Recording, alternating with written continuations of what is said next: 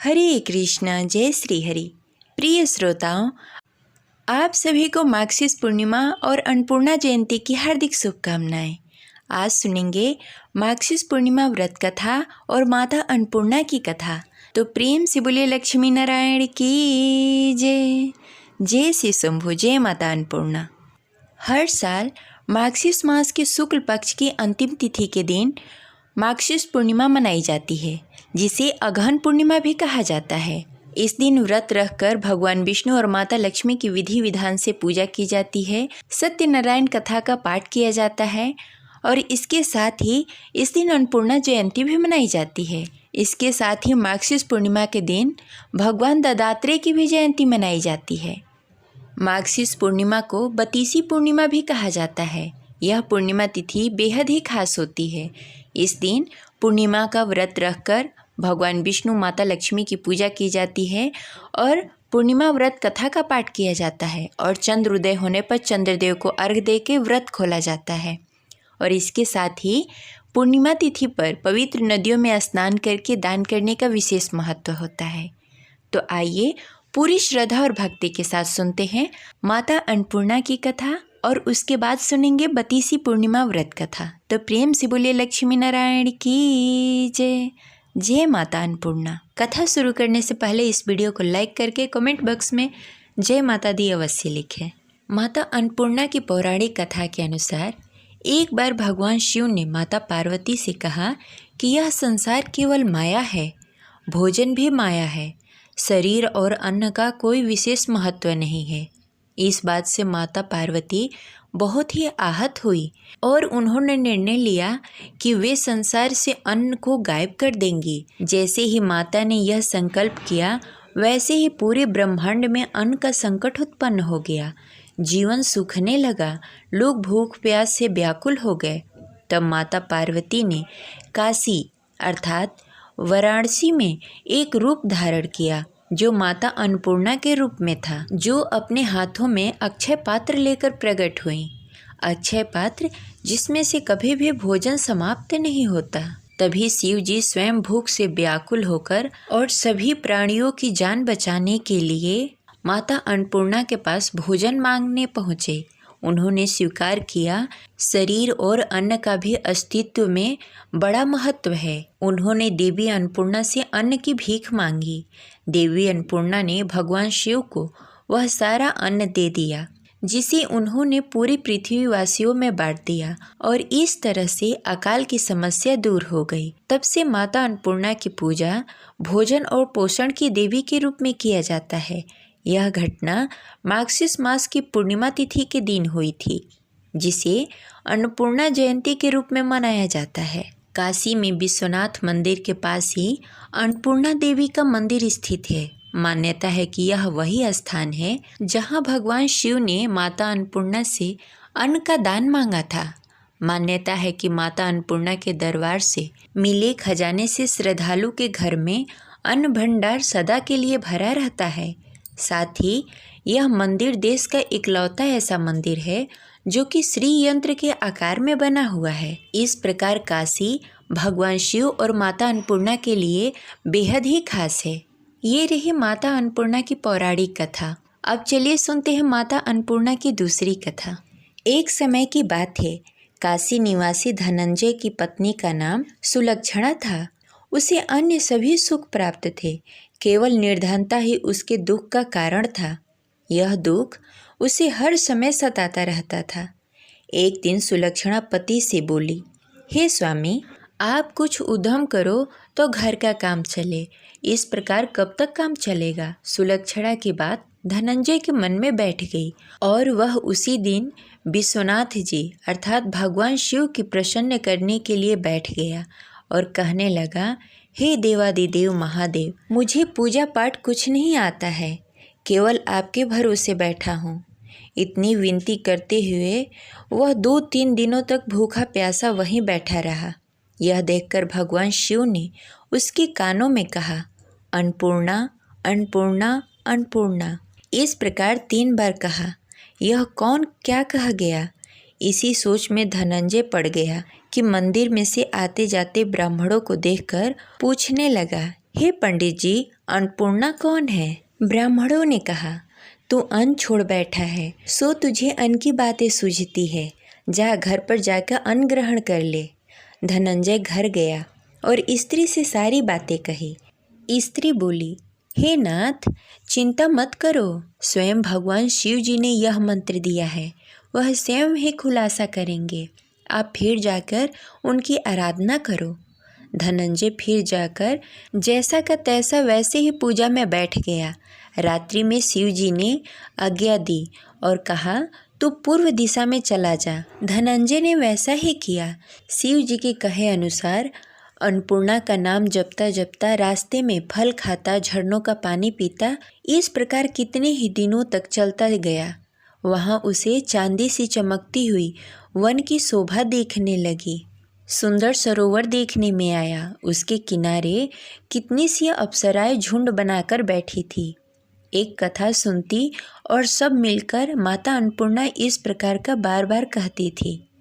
यह अगहन मास का यानी कि मार्गशीर्ष मास की उजेली रात्रि थी और आज से ही व्रत का आरंभ होने वाला था। जिस शब्द की खोज करने वह निकला था वह उसे वहाँ सुनने को मिला। धनंजय ने उसके पास जाकर पूछा, हे देवियों, आप क्या करती हो? उन सब ने कहा, हम सब तो माता अन्नपूर्णा का व्रत करती हैं। धनंजय ने पूछा, व्रत पूजा करने से क्या होता है? यह किसके लिए किया जाता है? यह किसी ने किया भी है? और यह किस प्रकार किया जाता है? इसकी विधि क्या है? मुझे भी विस्तार पूर्वक बताओ। वे कहने लगी, इस व्रत को सब कोई कर सकता है। 21 दिन के व्रत के लिए 21 गांठ का सूत लेना चाहिए। यदि 21 दिन व्रत न कर पाओ तो एक दिन उपवास करें। यह भी न बने तो केवल कथा सुनकर प्रसाद लें। निराहार होकर कथा कहें। अगर कोई कथा सुनने वाला न मिले तो पीपल वृक्ष के पत्तों पर सुपारी या घृत कुमारी वृक्ष के सामने एक दीपक की साक्षी रखकर सूर्य, गाय, तुलसी या महादेव को कथा सुनाएं। कथा किसी को सुनाए बिना मुख में एक अन्न का दाना न डालें। यदि भूल से भी कुछ पड़ जाए तो एक दिवस फिर उपवास करें। व्रत के दिन क्रोध न करें और झूठ न बोलें। धनंजय बोला, इस व्रत को करने से क्या होगा? वे कहने लगी, इसके करने से अंधों को नेत्र मिलेगा, लूल्हों को हाथ मिलेगा, निर्धन के घर में धन आएंगे और बांझिन को पुत्र प्राप्त होगा और मूर्खों को विद्या प्राप्त होगी। जो जिस कारण से व्रत करे माँ उसकी इच्छा पूरी करती है। वह कहने लगा, बहनों, मेरे पास धन नहीं है, विद्या नहीं है, मेरे पास कुछ भी नहीं है, मैं तो दुखहारी ब्राह्मण हूँ। बहनों, कृपा करके इस व्रत का सूत मुझे दोगी? हाँ भाई, तेरा कल्याण हो, हम तुम्हें यह व्रत का सूत अवश्य देंगे। हे भाई, इस व्रत का मंगल सूत्र ले। धनंजय ने व्रत किया। व्रत पूरा हुआ तभी सरोवर में से 21 खंड की सुवर्ण सीढ़ी हीरा मोती जड़ी हुई प्रकट हुई। धनंजय जय अन्नपूर्णा कहता जा रहा था। इस प्रकार कितनी ही सीढ़ियाँ उतर गया तो क्या देखता है कि करोड़ों सूर्य से प्रकाशमय अन्नपूर्णा का मंदिर है। उसके सामने सुवर्ण सिंहासन पर बैठी हुई माता अन्नपूर्णा विराजमान है। सामने भिक्षा हेतु शंकर जी भगवान खड़े हैं। देवांगनाएं चंवर डुला रही हैं। कितनी ही हथिया पहरा दे रही हैं। धनंजय दौड़कर जगदम्बा के चरणों में गिर गया। देवी उसके मन का क्लेश जान गई। धनंजय कहने लगा, माता, आप तो अंतर्यामी हो, आपको अपनी दशा क्या बताऊं? माता बोली, मेरा व्रत किया है, जा, संसार तेरा सत्कार करेगा। माता ने धनंजय की जिज्ञासा पर बीज मंत्र दे दिया। अब तो उसके रोम रोम में विद्या प्रकट हो गई। इतने में जब धनंजय आंखें खोलता है तो क्या देखता है कि वो काशी विश्वनाथ मंदिर में अपने आप को पाता है। माँ का वरदान लेकर धनंजय घर आ गया और सुलक्षणा से सारी बातें कही। माता की कृपा से उसके घर में संपत्ति उमड़ने लगी। छोटा सा घर बड़ा गिना जाने लगा।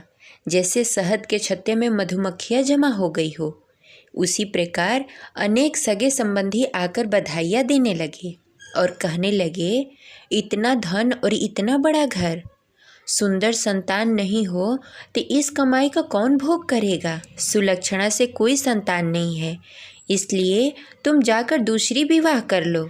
अनिच्छा होते हुए भी धनंजय को दूसरा विवाह करना पड़ा और सती सुलक्षणा को सौत का दुख उठाना पड़ा। इस प्रकार दिन बीतते गए और अगहन मास आया।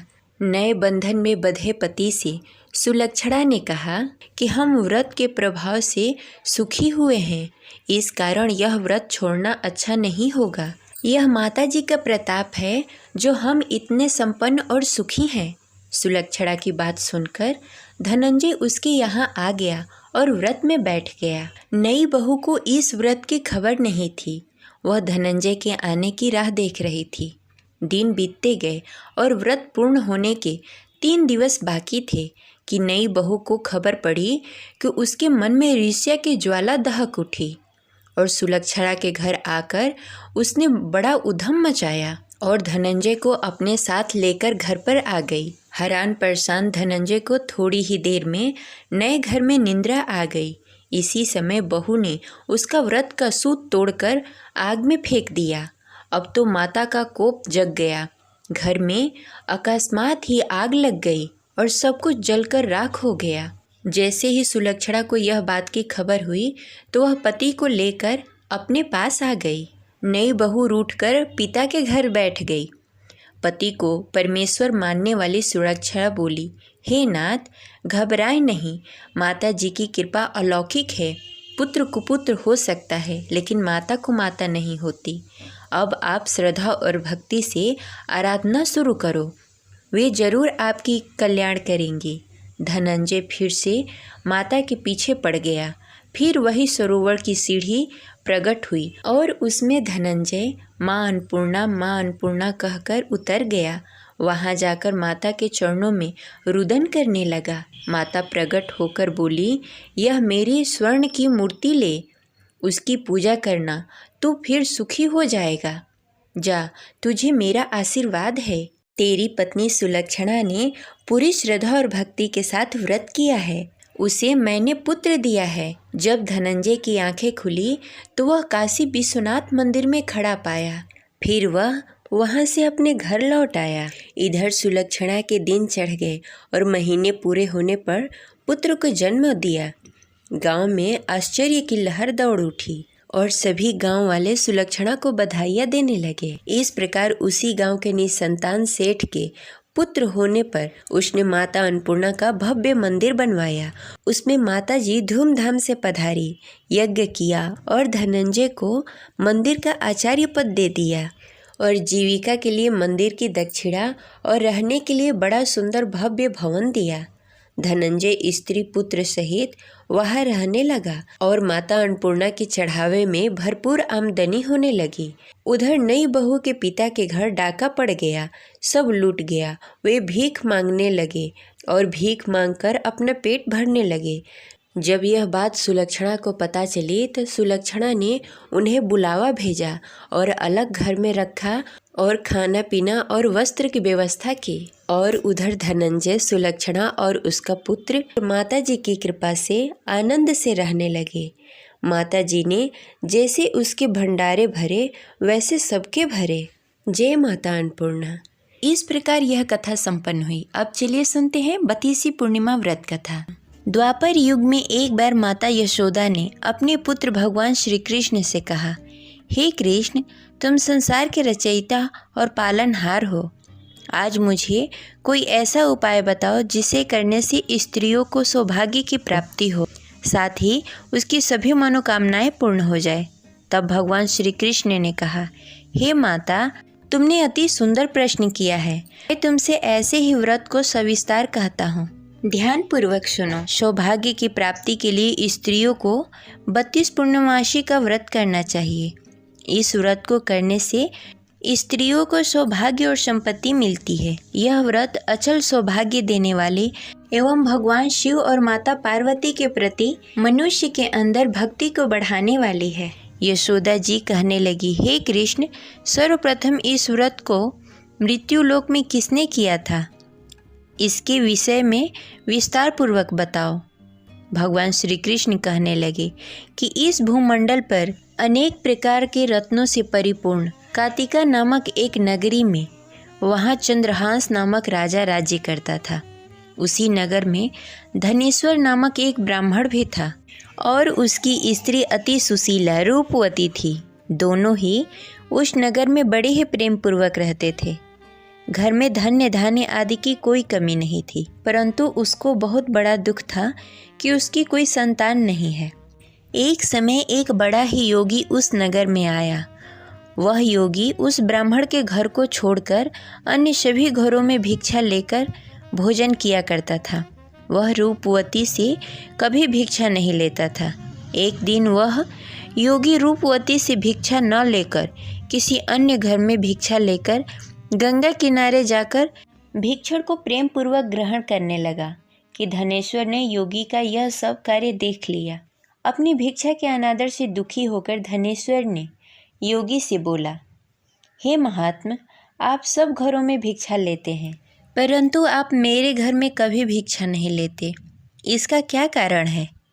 योगी ने कहा, निसंतान के घर से भिक्षा लेकर पतितों के अन्न से तुल्य होती है, और जो पतितों का अन्न खाता है वह भी पतित हो जाता है। क्योंकि तुम निसंतान हो, इसलिए पतित हो जाने के भय से मैं तुम्हारे घर से भिक्षा नहीं लेता। धनेश्वर योगी की यह बात सुनकर बहुत दुखी हुआ और हाथ जोड़कर योगी के पैरों में गिर गया और कहने लगा, हे महाराज, यदि ऐसा है तो आप पुत्र प्राप्ति का उपाय बताएं। आप सर्वज्ञानी हैं, मुझ पर कृपा करें। हे भगवान, मेरे घर में धन धान्य की कोई कमी नहीं, परंतु मैं पुत्र न होने के कारण अत्यंत दुखी रहता हूँ। आप मेरी इस दुख का हरण करें, आप समर्थवान हैं। यह सुनकर योगी कहने लगे, हे ब्राह्मण, तुम चंडी की आराधना करो। घर आकर उसने अपनी पत्नी से सब वृत्तांत कहा और स्वयं तप करने के लिए वन में चला गया। वन में जाकर उसने चंडी की उपासना की और उपवास किए। चंडी ने 16वें दिन उसको स्वप्न में दर्शन दिया और कहा, हे धनेश्वर, जा, तेरे घर में पुत्र होगा, परंतु वह 16 वर्ष की आयु में मृत्यु को प्राप्त हो जाएगा। यदि तुम दोनों पति पत्नी 32 पूर्णमासी का व्रत विधि विधान पूर्वक करोगे तो वह दीर्घायु हो जाएगा। जितनी तुम्हारी सामर्थ्य हो, आटे के दिए बनाकर शिव जी भगवान का पूजन करना, परंतु पूर्णमासी का व्रत 32 होने चाहिए। प्रातःकाल होने पर इस स्थान के समीप तुम्हें एक आम का वृक्ष दिखाई देगा। उस पर चढ़कर एक फल तोड़कर शीघ्र ही अपने घर चले जाना और अपनी पत्नी से सब वेदांत कहना। ऋतु स्नान के पश्चात वह स्वच्छ होकर श्री शंकर भगवान का ध्यान करके उस फल को खा लेगी। भगवान शिव की कृपा से उसे गर्भ हो जाएगा। जब वो ब्राह्मण प्रातःकाल उठा, उस स्थान पर एक वृक्ष उगा हुआ था जिस पर एक अत्यंत सुंदर आम का फल लगा हुआ था। उस ब्राह्मण ने उस आम के वृक्ष पर चढ़कर फल को तोड़ने का प्रयत्न किया, परंतु वृक्ष पर कई बार प्रयत्न करने पर भी वह चढ़ नहीं पाया। तब वह ब्राह्मण को बहुत चिंता हुई। तब विघ्न विनाशक श्री गणेश भगवान की वंदना करने लगा। हे दयानिधि, अपने भक्तों को विघ्नों का नाश करके उसके मंगल कार्य को करने वाले, दुखों का नाश करने वाले, रिद्धि सिद्धि प्रदान करने वाले, आप मुझ पर कृपा करके इतना बल दें कि मैं अपने मनोरथ को पूरा कर सकूं। इस प्रकार गणेश जी की प्रार्थना करने पर उसकी कृपा से धनेश्वर वृक्ष पर चढ़ गया और उसने सुंदर आम का फल तोड़ लिया।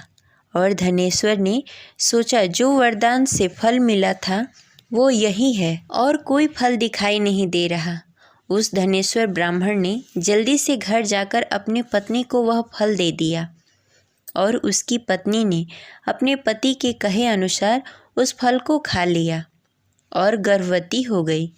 देवी जी की असीम कृपा से उसे एक अत्यंत सुंदर पुत्र प्राप्त हुआ, जिसका नाम उन्होंने देवी दास रखा। माता पिता के हर्ष और शोक के साथ वह बालक शुक्ल पक्ष के चंद्रमा के भांति अपने पिता के घर में बड़ा होने लगा। वह बालक अति सुंदर, विद्वान और बहुत ही पढ़ने में निपुण हो गया। दुर्गा जी के आज्ञानुसार उसको 32 पूर्णमासी का व्रत रखना आरंभ कर दिया, जिससे उसका पुत्र बड़ी आयु वाला हो जाए। 16वां साल लगते ही देवीदास के माता पिता को बड़ी ही चिंता हो गई कि उसके पुत्र की इस वर्ष मृत्यु न हो जाए। इसलिए उन्होंने अपने मन में विचार किया कि यदि यह दुर्घटना उसके सामने हो गई तो वो कैसे सहन कर पाएंगे। इसलिए उन्होंने देवीदास के मामा को बुलाया और कहा, हमारी एक बहुत बड़ी इच्छा है कि देवीदास 1 साल के लिए काशी में जाकर विद्या अध्ययन करे और उसको अकेला भी नहीं छोड़ना चाहिए, इसलिए साथ में तुम चले जाओ और 1 वर्ष के पश्चात उसको वापस लेकर आना। सब प्रबंध करने के पश्चात उसके माता पिता ने काशी जाने के लिए देवीदास को एक घोड़े पर बैठाकर उसके मामा के साथ भेज दिया, परंतु यह बात उसके मामा या किसी और को नहीं बताई। धनेश्वर तथा उसकी पत्नी ने अपने पुत्र के मंगल कामना तथा दीर्घायु के लिए भगवती दुर्गा की आराधना करना शुरू कर दिया। पूर्णमासी का व्रत करना आरंभ कर दिया। इस प्रकार बराबर 32 पूर्णमासी व्रत किया। उन्होंने पूरी श्रद्धा और भक्ति के साथ पूरा व्रत कर लिया।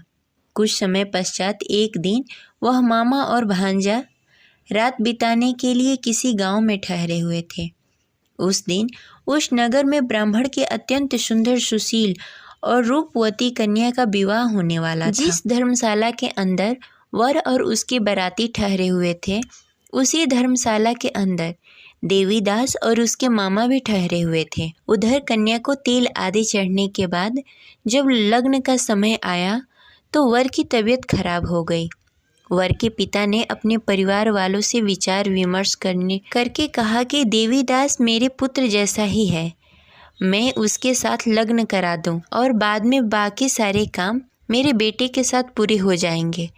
ऐसा करने के बाद वर के पिता ने देवीदास को मांगने के लिए उसके मामा के पास गए और उन्हें सारी बात बताई। मामा ने कहा कि कन्यादान में जो कुछ भी मिलेगा वो हमें दे दिया जाए। वर के पिता ने बात स्वीकार कर ली। इसके बाद देवीदास का विवाह कन्या के साथ संपन्न हो गया। इसके बाद वह अपने पत्नी के साथ भोजन न कर सका और मन में विचार करने लगा, न जाने यह किसकी पत्नी होगी। यह सोचकर उसकी आंखों से आंसू आ गए। तब वधू ने पूछा कि क्या बात है, आप उदास क्यों हैं? तब उसने सारी बातें पत्नी को बता दी। तब कन्या कहने लगी कि यह ब्रह्म विधान के विपरीत है। आप मेरे पति हैं, मैं आपकी पत्नी रहूंगी, किसी अन्य की कभी नहीं हो सकती। तब देवीदास ने कहा, ऐसा मत करिए, क्योंकि मेरी आयु कम है, मेरे बाद आपका क्या होगा। लेकिन उसकी पत्नी नहीं मानी और बोली, स्वामी आप भोजन करिए। दोनों रात में सोने के लिए चले गए। सुबह देवीदास ने पत्नी को 4 नगों से जड़ी एक अंगूठी दी और एक रुमाल दिया और बोला, हे प्रिय, इसे ले लो, संकेत समझकर स्थिर चित्त हो जाओ। मेरे मरण जीवन के जानने के लिए एक पुष्प वाटिका बना लो, उसमें सुगंधित पुष्पों को उगा लो, उसमें प्रतिदिन जल देना और खेलते कूदते रहना। जिस समय और जिस दिन मेरा प्राण प्राणांत होगा उस दिन यह पुष्प सूख जाएंगे। जब यह फिर से हरे हो जाएं तो जान लेना मैं जीवित हूँ। यह समझाकर वह वहाँ से चला गया। इसके बाद जब वर और बाराती मंडप में आए तो कन्या ने उसे देखकर कहा कि ये मेरा पति नहीं है, मेरे पति वह हैं जिनके साथ मेरा रात में विवाह हुआ था, इसके साथ मेरा विवाह नहीं हुआ। अगर यह वही है तो यह बताए कि मैंने इसको क्या दिया, साथ ही कन्यादान के समय आभूषण मिले उसे दिखाए। कन्या की ये बातें सुनकर वह कहने लगा कि मैं यह सब नहीं जानता। इसके बाद सारी बारात भी अपमानित होकर लौट गई। भगवान श्री कृष्ण बोले, हे माता, इस प्रकार देवीदास काशी चला गया। कुछ समय जब बीत गए तो एक सर्प उसको डसने के लिए वहां आया, लेकिन वह उसको काट नहीं पाया, क्योंकि उसकी माता ने पहले ही 32 पूर्णमासी का व्रत कर लिए थे। इसके बाद खुद काल वहां पहुंचा। भगवान की कृपा से तभी वहां माता पार्वती और भगवान गणेश आ गए। देवीदास की मूर्छित दशा को देखकर माता पार्वती ने भगवान शिव से प्रार्थना की कि हे महाराज, इस बालक की माता ने पहले ही 32 पूर्णमासी का व्रत कर लिया है, आप इसको प्राण दान दें। भगवान शिव ने माता पार्वती के कहे अनुसार उसको प्राण दान दे दिया। उधर उसकी पत्नी उसके काल की प्रतीक्षा कर रही थी। उसकी पत्नी ने जाकर देखा कि पुष्प और पत्र दोनों ही नहीं हैं, तो उसको बहुत ही आश्चर्य हुआ और जब उसने देखा कि पुष्प वाटिका फिर से हरी भरी हो गई तो वह समझ गई कि उसका पति जिंदा हो गया है। इसके बाद वह बहुत ही प्रसन्न होकर अपने पिता से कहने लगी कि मेरे पति जीवित हैं, उनको ढूंढिए। जब 16वां वर्ष व्यतीत हो गया तब देवीदास अपने मामा के साथ काशी से चल दिया। इधर उसके पत्नी के परिवार वाले उसे ढूंढने के लिए जा रहे थे कि उन्होंने देखा कि देवीदास और उसका मामा उधर ही आ रहे थे। उसको देखकर उसके ससुराल वाले बहुत ही प्रसन्न हुए और उसे घर लेकर आए। वहाँ सारा नगर इकट्ठा हो गया और कन्या ने भी उसे पहचान लिया।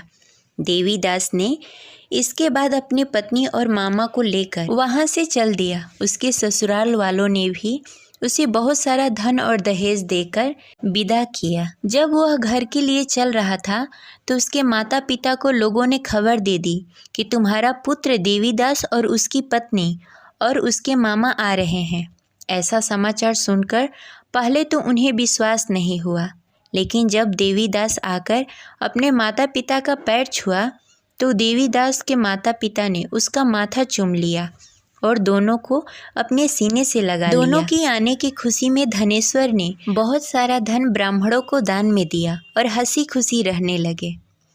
भगवान श्री कृष्ण कहने लगे कि इस तरह धनेश्वर ने 32 पूर्णिमा का व्रत रखकर पुत्र प्राप्त किए। जो भी स्त्री इस व्रत को करती है वह जन्म जन्मांतर तक वैध का दुख नहीं भोगती और सदैव सौभाग्यवती रहती है। यह मेरा वचन है। यह व्रत संतान देने वाला और सभी मनोकामनाएं पूर्ण करने वाला है। इस प्रकार पूर्णिमा व्रत कथा संपन्न हुई। प्रेम से बोलिए लक्ष्मी नारायण की जय। जय श्री हरि।